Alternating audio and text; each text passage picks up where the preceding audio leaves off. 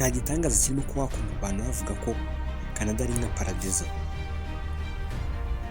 Tugendeye ku bantu babaye muri iki gihugu bavuga ko Canada ari igihugu cyiza cyane, usibye ko hari n'abakundira Canada ko ifite izina ryiza. Avuga ko Canada ari akazina keza rwose, ko no mu myaka iri imbere abantu bazatangira kujya bita abana babo amazina nka Canada. Ese ni iki gituma Canada bayita paradizo? Ni uwuhe mwihariko w'iki gihugu cya Canada? Mbese muri make ni ayahe mateka ya Canada ndetse n'ibintu byayo? Ibi ni byo tugiye kukubwira. Mbahaye ikaze kuri Rwanda TV mu kiganiro imizi y'ubuzima. Igihe tugiye kubana ni Ngoma Frank nk'uko bisanzwe. Canada ni igihugu kiri muri Amerika ya ruguru, kikaba ari cyo gihugu cya kabiri mu bunini ku isi, aho icya mbere ari Uburusiya. Kugira ngo uvuge ukuntu Canada ari igihugu kinini, ni uko ikubye Ubuhinde inshuro ebyiri, kuko Canada ingana na kilometero 9,945,000. Umurwa mukuru wa Canada witwa Ottawa. Ubaye ushaka guhamagara muri Canada ukoresha kode agateranya 1 cyangwa se +1. Kuri ubu Canada ikaba ifite abaturage bangana na 38,000,000. Tugendeye ku bushakashatsi bwakozwe mu mwaka wa 2021. Ariko hagati aho ngaho mwihanganiyeho gato mbanze mwibutsa gukora subscribe niba ari ubwa mbere ugeze kuri iyi channel yacu.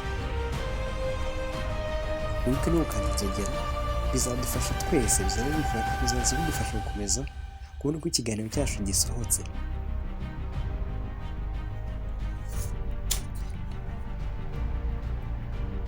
Canada ni igihugu cyahoze gikolonijwe n'Abafaransa kuva mu mwaka w'1535. Umwami w'Ubufaransa witwaga Francis wa mbere. Gusa mu mwaka w'1763 Canada yaje kuba agace k'Abongereza. Gusa Canada ikimara gufatwa n'Abongereza ihise yitwa Quebec. Tutararengaho n'ubwo kugira ngo Canada ihabwe Abongereza byaturutse ku ntambara y'imyaka 7.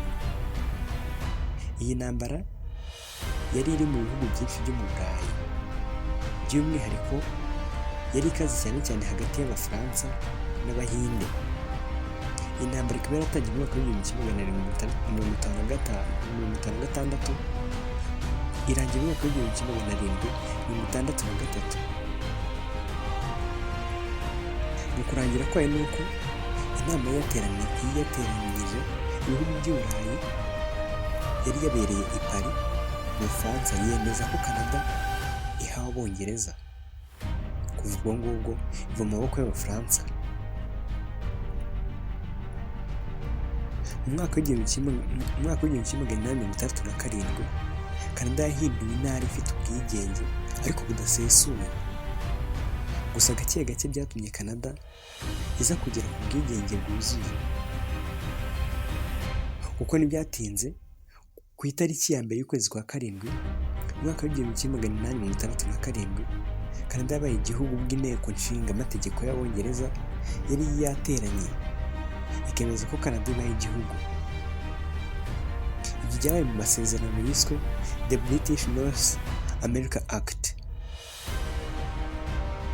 Nubwo Canada ariko yari ibaye igihugu, nta bendera yari ifite, kuko Canada yabonye ibendera nyuma y'imyaka 100 yose. Ubwo yabonaga ibendera byari ku itariki 15 z'ukwezi kwa kabiri mu mwaka w'1965.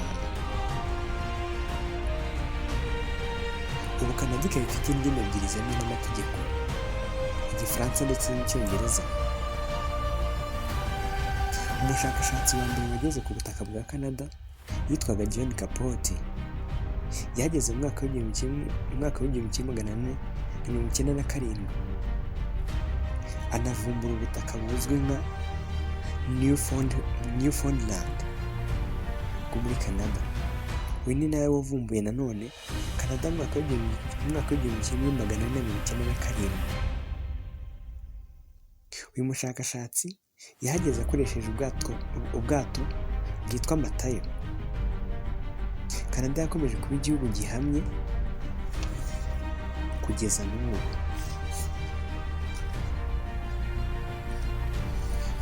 Canada yakomeje kuba igihugu gikomeye nyuma y'ayo mateka yose, yarakomeje iratumbagira cyane kugeza ubwo Canada yaje kuba mu bihugu bimwe byashinze umuryango wa UN.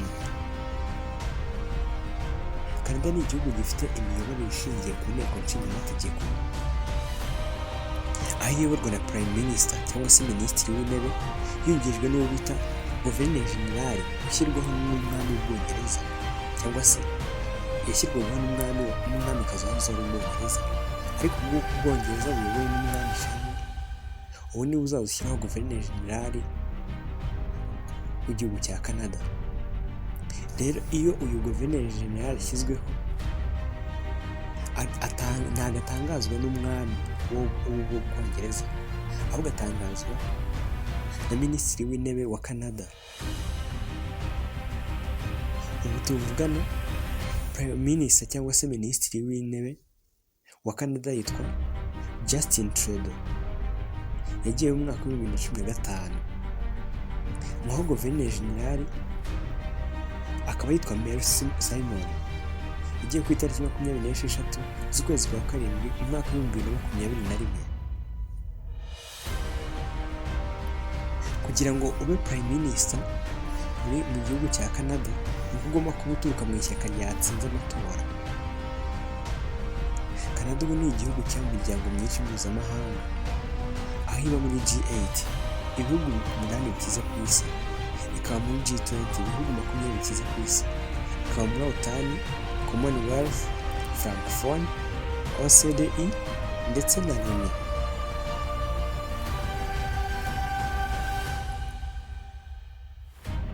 Mu bigendanye n'ubukungu, Canada ihagaze neza cyane rwose, aho ubu ngubu ifite umutungo mbumbe cyangwa se GDP mu magambo maremare, cyangwa se aramba aribyo tuzi nka Gross Domestic Product, ingana na trillion 1,980 by'amadolari y'Amerika.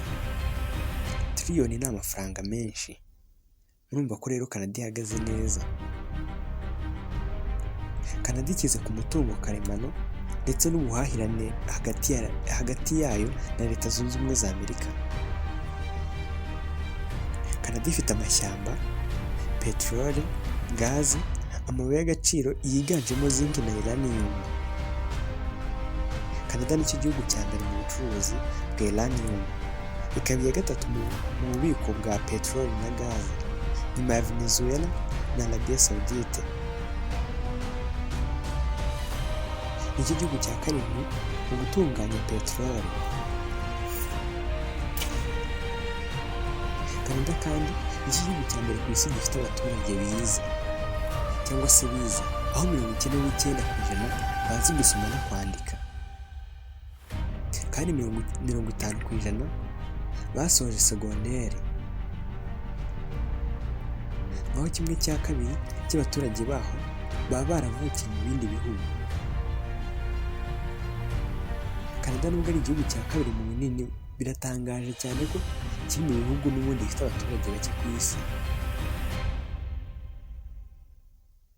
13% by'abaturage batuye muri Canada bari hejuru y'imyaka 65, naho 68% by'abaturage baho ku ijana bari hagati y'imyaka 15 ndetse na 64.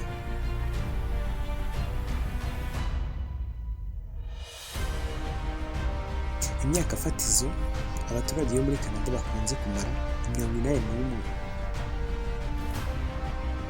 Canada ni igihugu cya gatandatu mu bihugu bifite kuramba kuri hejuru kw'abaturage. Abasore muri Canada bakunze gushakira ku myaka 29, abakobwa bo bakarongora ku myaka 27. Mu mwaka w'ibihumbi 2017, Canada yabaye igihugu cya kabiri mu kwemeza ikoreshwa ry'urumogi, aho iyo urengeje imyaka 18 muri Canada wemerewe kunywa urumogi rwose.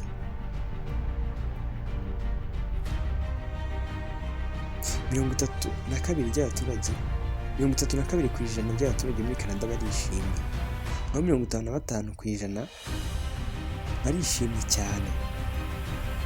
Ibi bizamura umubare. Ibi ngibi bituma Canada iza mu bihugu bifite abaturage bishimye cyane. Canada ihana imbibi n'igihugu kimwe gusa, aricyo Leta Zunze Ubumwe za Amerika.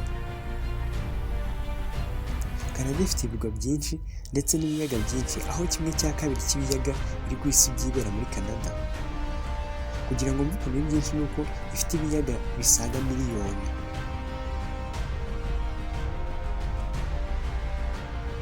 Toronto niwo mujyi munini muri Canada, ukurikirwa na Montreal.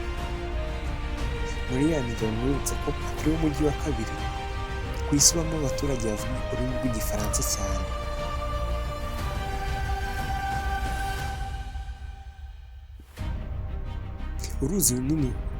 Uruzi rurerure muri Canada rwitwa Mackenzie, naho umusozi muremure ukitwa Logan. Canada ni igihugu gifite abasangwabutaka basaga 1.5 miliyoni.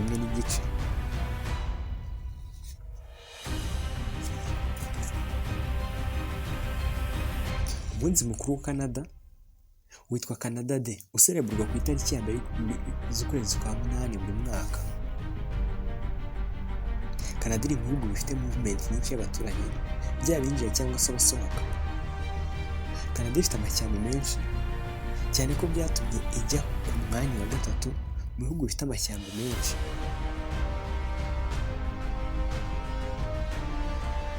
Ariko nubwo twakubwiye ibyo byose, ntabwo twakwibagiza ko Canada ifite n'abantu bakomeye bayivuyemo. Mu buvumbuzi twavuga na Alexander Graham Bell. Uyu nguyu yambutse ko ari we wavumbuye telefoni bwa mbere. Muri sinema tuhasanga ibyamamare nka James Cameron. Uyu nguyu ni umudirector wa filime. Urugero nka filime yitwa Titanic ya Jacques na Rose. Uyu nguyu niwe yanditse. None tukongera tukahasanga umukinnyi wa filime Jimmy Carrey, Ryan Gosling, Rachel McAdams, Mike Myers. Nanone umuziki tukahasanga abahanzi b'ibyamamare cyangwa se mpuzamahanga nka Celine Dion, Drake, Justin Bieber, Shawn Mendes ndetse na Shania Twain. Gusa ntabwo ari abo gusa, bya mu buvumbuzi ni benshi, muri sinema ni benshi, mu muziki ni benshi, ntabwo twavuga ngo tubarondore. Ngaho rero amateka ya Canada, igihugu cy'inzozi kuri benshi uyu munsi, igihugu benshi bitiranya na paradizo uyu munsi. Haba hari ikindi kibazo mwatwandikira. Reka rero nifimire bafashe umwanya ugakurikirana kino cyegeranyo kuva gitangiye kugeza kirangiye. Nibutse gukora subscribe niba ari ubwa mbere ugeze aha ngaha, kandi ngira ngo mbasabe ngo ni ukuri rwose mureke dufatanye ibikorwa byacu bibashe kugera kure cyane. Iki cyegeranyo niba cyakuryoheye cyangwa se icyo cyagufashije, wagisharinga n'abandi nabo bagasharinga, bityo tukabasha kugera kure dufatanyije. Mwakoze cyane. Njye nari Nkuringoma Frank mu kiganiro Imizi y'Ubuzima kuri Rwanda TV. Musigarane amahoro y'Imana.